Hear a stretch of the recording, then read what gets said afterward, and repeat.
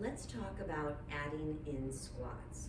Now, a squat seems like it should be really easy, but the problem is a lot of times we don't have the right pelvic mobility, and we don't have enough ankle mobility, and then our knees take it. And people will say to me, my knees hurt every time I squat. Well guys, you're gonna have to squat to get up and down out of chairs, go to the bathroom, get in and out of cars for the rest of your life. And I also want you to stay strong getting up and down off the floor.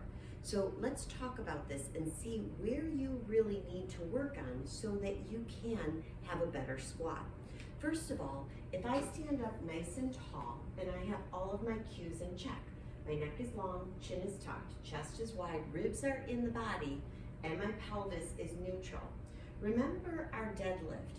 If I hinge my pelvis forward, so I'm not tucking or tilting my pelvis is neutral, but it can rotate forward on my legs. That's gonna be the first part of my squat. The second part of my squat is my ankle joint. If I don't have ankle joint mobility and I don't have pelvic mobility, my knees are gonna take it and I'm gonna feel it all in my knees. So let's think about this. If my feet are hip distance apart and I've got my tripod of my foot on the floor, I've got my spine, my pelvis in neutral, and my ribs are in my body, because so many of us want to pop our ribs out and arch our back. That's a no-no. So think of keeping your ribs in. Now, as you sit back, let your pelvis tip on your legs, but let your ankles move as well. And then push the floor away from you to come up. I'm gonna do a couple more. My pelvis is hinging on my legs, and then I'm gonna push the floor away, and I come all the way up. Don't stop here. Don't stop with your head looking down at the floor. So your eyes are on the horizon, and as you squat down, your eyes go to the floor, or to the floorboard. And as you come back, they come up to the horizon. Because when I see people squat like this, where they're looking straight ahead, but their pelvis is moving, look at what I'm doing to my neck. That's just giving me a neck ache just thinking about it. So a couple of things we want to clean up, right? We want to think, eyes on the horizon.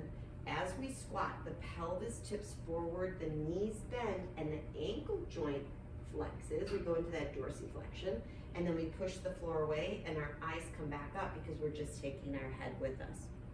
Try that and see how that works for you. Once you feel like you've got that, then you can go ahead and you can add a kettlebell, you can add dumbbells, you can add any kind of weight you want or resistance.